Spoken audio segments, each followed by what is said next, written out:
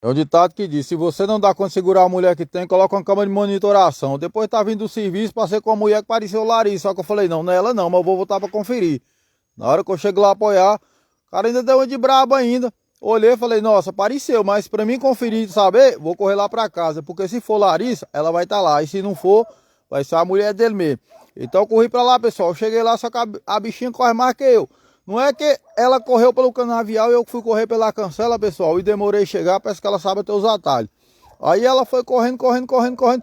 Nossa, eu nunca vi uma mulher correr tanto. Parece que essa mulher tem o espírito da papalégua. E não é que eu ainda deixei a chave cair na hora que eu fui destrancar a porta. Enquanto eu tô lá pelejando para abrir a porta, ela rodeou e já correu pro banheiro. Já pegou aquela toalha.